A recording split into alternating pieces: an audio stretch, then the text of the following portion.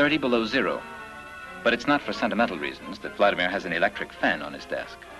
In summer, they climb to 110. In Siberia, the weather jolts you. So do the roads. But cars are insanity when you've got a handy conveyance that suits the terrain to perfection. The reindeer.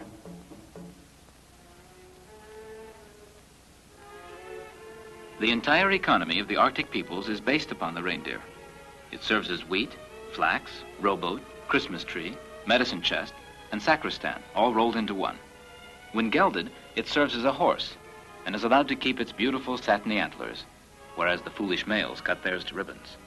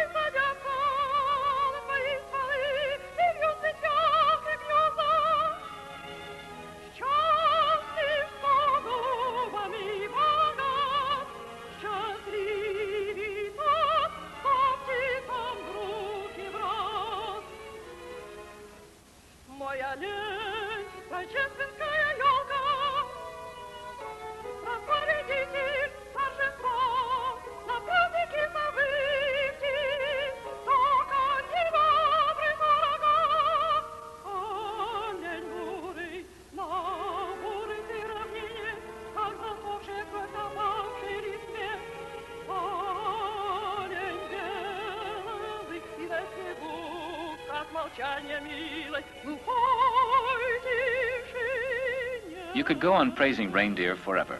With those velvet handlebars and the way they have of kicking themselves along with their heels, they're the closest thing to a bicycle that God ever created.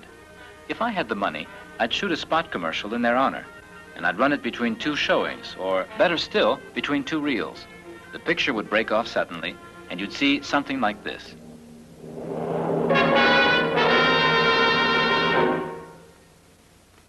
We interrupt this film not to sell you some new miracle product, but to remind you of an ancient, irreplaceable product to end all products, reindeer. They make fine pets. They're less of a nuisance than dogs, less intimidating than cats, less insidious than fleas. Reindeer are all these things and more. Are you dissatisfied with your car? Reindeer will transport you. Are you dissatisfied with your tailor? Reindeer will dress you. Are you dissatisfied with your doctor? Reindeer will look after your health. Are you dissatisfied with your interior? Reindeer will redecorate you. Are you dissatisfied with your destiny? Reindeer will bring you luck. And don't forget that for young and for old alike, reindeer are wholesome food, chock full of life-giving chlorophyll. Housewives of the world, wherever you may be, in Moscow, Rome, New York, Peking, or Paris. Beware of imitations such as moose or elk. Always ask for genuine reindeer.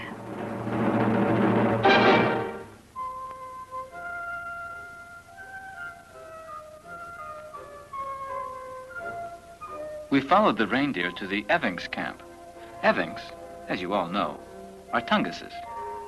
Reindeer and Tungus's have always been associated, but it's a question whether Tungus's like reindeer because they're useful, or whether reindeer like Tungus's because they're light. For centuries, Tungus's and reindeer were nomads together, but now all that's changed. With the wisdom that would have done credit to King Solomon, they've been assigned home bases. They may not show up there for years on end, but they've nevertheless graduated from the dubious category of nomads into the respectable one of householders on the move.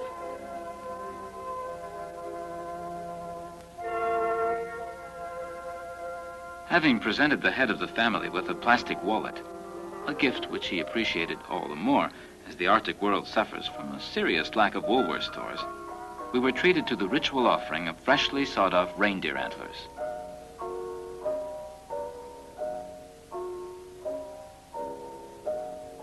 But don't waste your pity.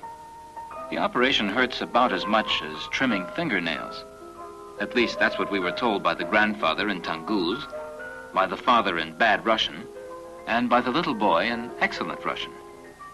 For these children who have inherited their ancestors' bear hunting instincts, go to school and learn trades.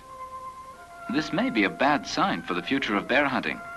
As 103-year-old grandfather Innocenti says, bear hunting is for youngsters. When you're over 80, it begins to be dangerous. Because in the days when Inokenti hunted Mishka, the name these people give to every bear, as if there were only one, he was armed with a spear and nothing else. But Inokenti killed that single bear 85 times over. As for Mishka himself, I met him in Yakutsk. Actually, his name was Ushatik, which means little ears. Beneath a somewhat moth-eaten exterior, due to an overturned samovar when he was little, he was a jovial, rather talkative bear. Boris Sergeyevich found him in the taiga as a baby, and he'd been a member of the family ever since. He was Cousin Bear. After a breakfast of red berries, Ushatik the bear took his morning walk through Irkutsk. We went with him. Since you can never tell how a bear will react to a camera, we were offered the protection of an armed policeman. But since we're much more frightened of policemen than we are of bears, we politely declined. On our way, we attracted the attention of a group of pioneers who were thrilled to meet a film crew, and even more so when they found out that we were French. Here we met with all the ingredients of the Soviet citizens' incredible and rather touching admiration for our country. 1/4 French Revolution, 1/4 Zola's novels, 1/4 Comédie Française, 1/4 Secret Passion for Gay Paris, and 4/4 Yves Montand.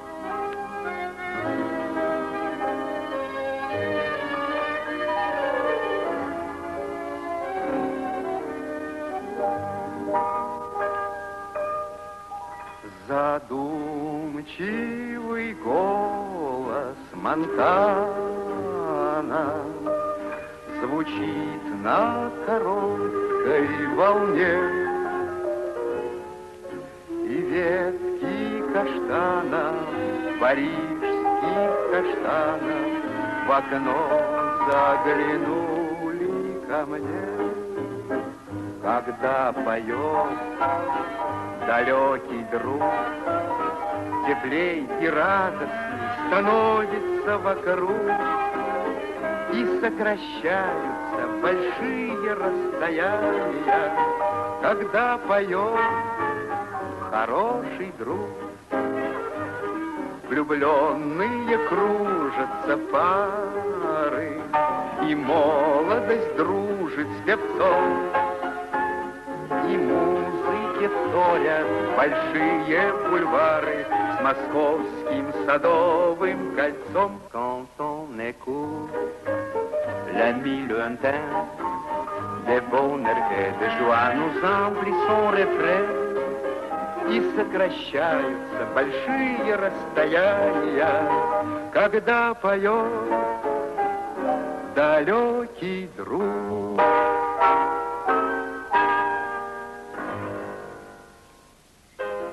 As I listened to this tribute to Yves Montand, I looked around me. Undeniable energy, enthusiasm, and the will to work. A faith that the future will be as bright as the past was dark. Huge gaps and a firm determination to fill them. While recording these images of the Yakutsk capital as objectively as possible, I frankly wondered whom they would satisfy. Because, of course, you can't describe the Soviet Union as anything but the workers' paradise, or as hell on earth. For example, Yakutsk, capital of the Yakutsk Autonomous Soviet Socialistic Republic, is a modern city in which comfortable buses made available to the population share the streets with powerful Zims, the pride of the Soviet automobile industry. In the joyful spirit of socialist emulation, happy Soviet workers, among them this picturesque denizen of the Arctic reaches, apply themselves to making Yakutsk an even better place to live. Or else, Yakutsk is a dark city with an evil reputation. The population is crammed into blood-colored buses, while the members of the privileged caste brazenly display the luxury of their Zims, a costly and uncomfortable car at best. Bending to the task like slaves, the miserable Soviet workers, among them the sinister-looking Asiatic, apply themselves to the primitive labor of grading with a drag beam. Or simply, in Yakutsk, where modern houses are gradually replacing the dark older sections, a bus less crowded than its London or New York equivalent at rush hour passes a Zim, an excellent car reserved for public utilities departments on account of its scarcity.